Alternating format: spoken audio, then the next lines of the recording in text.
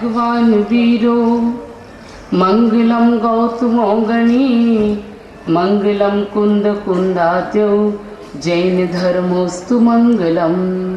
बोलो देवादिदेव महावीर भगवान की, चारी चक्रवर्ती आचार्य श्री शांति सागर जी महाराज की, गुरु नाम गुरु आचार्य श्री वीर सागर जी महाराज की, वर्तमान धर्म प्रभावक आचार्य श्री वर्धमान सागर जी महाराज की, परम पूज्य गुरु माता हरिका गणनी सुपार्श्वमती माता जी की जय।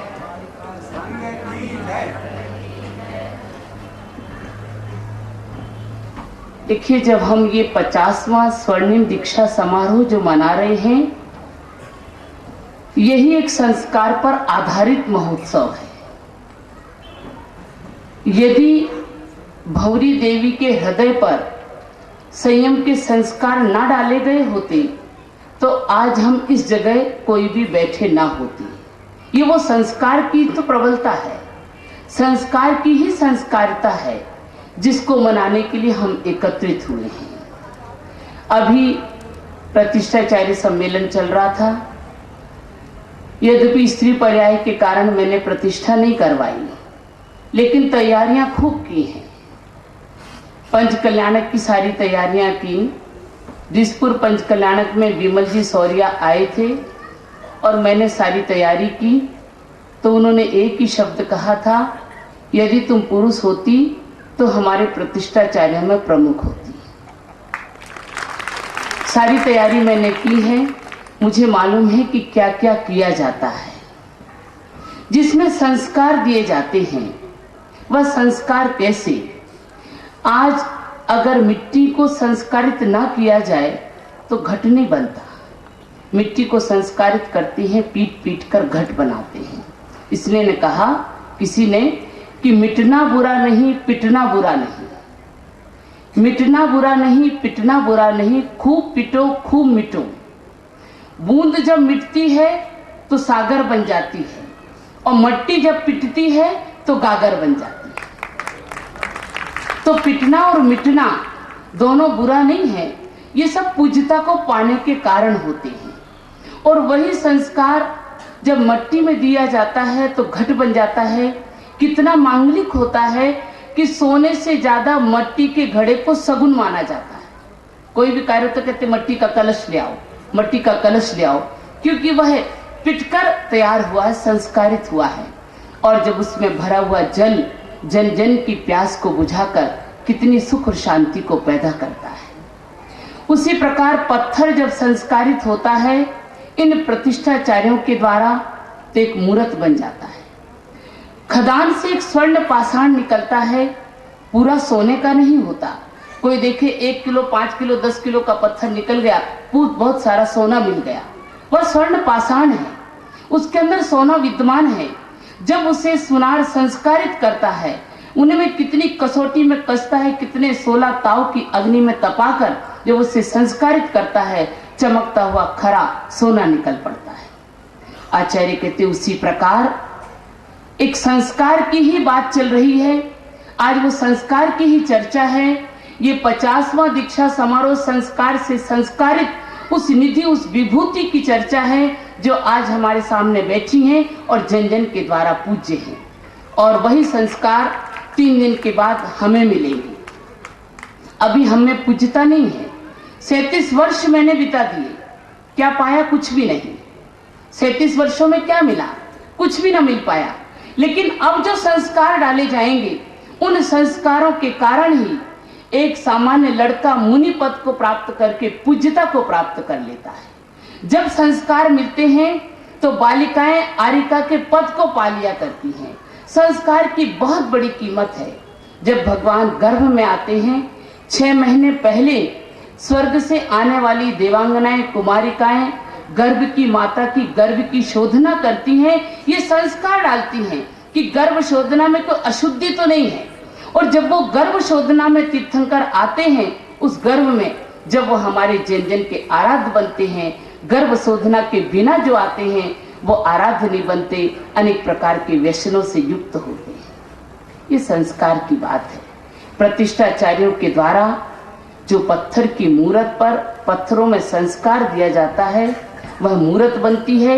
मैं तो एक ही बात कहूंगी, मैं आरिका ज्ञानमती माता जी के पास गई दर्शन करने के लिए, क्योंकि दोनों एक ही गुरु की शिष्या हैं। आचार्य वीर सागर जी महाराज ने ऐसे हीरों की तलाश की थी, जिसमें हमारे आचार्य शुद्ध सागर जी महाराज, आचार्य अजित सागर जी महाराज, उनके हीरे तराशे हुए थे, और धर्म सागर जी महाराज, ज्ञानमती जी माता जी, सुपार्श्वमती माता जी, ऐसी उन्होंने तलाश कर ऐसा एक कोहनूर हम सबको दिया कि जो आज हमारे लिए एक आदर्श बनी हुई है।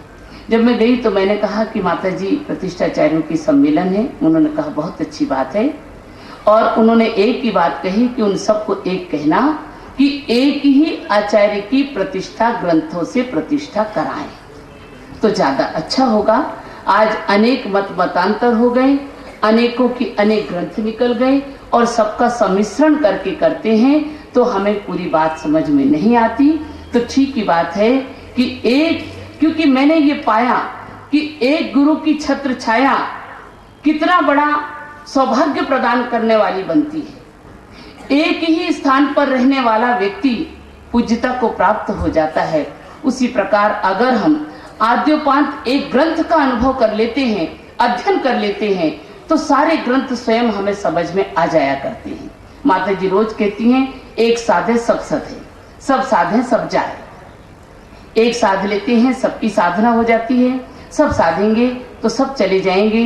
ये साधना के लिए संस्कार की आवश्यकता होती है, चाहे गृहस्थ जीवन हो, चाहे साधु जीवन हो, चाहे राजनेताएं बने, चाहे समाज के नेता बने, सब में अगर संस्कार हैं तो वो सारी समाज, सारी राजनीतियां, सारे धार्मिक क्रियाएं सबको संस्कारित अगर होंगी तो वो भी संस्कारित निकलेंगी। और अगर इनमें संस्कारों की कमी होती है तो अनेक प्रकार की विकृतियां उत्पन्न हो जाती हैं। आज वही दिखाई दे रहा है कि संस्कारों की कमी है, इसलिए अनेक प्रकार की विकृतियां राज में, समाज में, धर्म में, साधु संस्थाओं में उत्पन्न हो गई। अगर संस्कारित हो, जो भी निकले हुए बाल, जो ब्रह्मचारी हों, जो मुनि बनने वाले हों, जो आरिका बनने वाली हों, अगर संस्कारित हों तो हमारी साधु संस्था में भी किसी प्रकार का विकार उत्पन्न नहीं हो सकता। अभी पूज्य माता जी ने हमें जो आदेश दिया, हमें जो उपदेश दिया, बिल्कुल सत्य है। प्रतिदिन माता जी का यही उपदेश, यही आदेश हुआ करता है। और मैंने तो एक बात जानी कि जब मैं आई माता जी के पास तो हमारी बुजुर्ग आरिकाओं का संघ था। उस समय भी कम से कम माता जी सब 45 से 1 वर्ष की थी, 45-47 वर्ष की। हमारी इंदुमती माता जी तो 50-52 वर्ष की थी। तो मैं जब उनके साथ, हमारी इंदुमती माता जी थी, तो मैं जब आई, यद्यपि उम्र तो छोटी थी मेरी, शरीर तो जवान था, लेकिन इनकी निकटता में आने पर और इनकी शिक्षाओं को पाने पर मेरा मन बुजुर्ग बन गया, मेरा मन बुढ़ा हो गया, क्योंकि मैं इनकी संगति में थी। और मैंने देखा इनके द्वारा जो संस्कार पाए गए, इनके द्वारा जो संस्कार हमें मिले, आज मैं देखती हूँ कि वही संस्कार हमें इस पद की ओर अग्रसर करने के योग्य बना दिए हैं। हम योग्य बन गए इसके, ये माता जी ने समझ लिया, माता जी ने जान लिया। हमें बड़ा आनंद हो रहा है कि वो दिन कब आए। ये जो दिन निकल रहे थे, ये मुझे लगता था कि ये दिन क्यों देर से निकल रहे हैं, वो दिन बहुत जल्दी क्यों नहीं आ रहा है। वो 21 तारीख, वह 12 बजे का समय बहुत शीघ्रता से आ जाए, जब मुझे वह पिछी मिले, वह कमंडलू मिले, जिसकी इतने वर्षों से मैं इंतजार कर रही थी, इतने वर्षों से जिसकी मुझे प्रतीक्षा करनी पड़ी, इतने वर्षों तक मुझे जिसकी परीक्षा देनी पड़ी, ऐसी वह पिछी कमंडल रत्नत्रय की द्योतक मुझे क्यों नहीं मिलती। वह दिन बहुत जल्दी आ जाए। ये दिन और रात बहुत देरी से बीतते हुए नजर आ रहे थे, अब वो क्षण आ रहे हैं जिसकी हमें प्रतीक्षा है। और माता जी, ये मैं विश्वास दिलाना चाहूंगी कि मैं और मेरी दोनों बहनें, जो आपके मन में कामना है, जो आपके मन में भावनाएं हैं, हम उसी कामना और भावनाओं के अनुरूप ही जो आपकी चर्या चली है, जो आपने हमें संस्कार दिए हैं, हम उसी के अनुरूप अपने आप को ढालेंगे, उसी के अनुरूप उस चर्या का अनुगमन करेंगे। हमारे द्वारा ऐसा कोई भी कार्य ना हो, ऐसा प्रयत्न करेंगे जिससे धर्म की अप्रभाव ना हो, ऐसा कोई भी कार्य हम नहीं करेंगे। इसी विश्वास के साथ परम पूज्य आरिका गणनी सुपार्श्वमती माता जी के चरणों में बारंबार नमस्कार करती हुई बोलो आरिका गणनी सुपार्श्वमती माता जी की जय। आरिका संघ की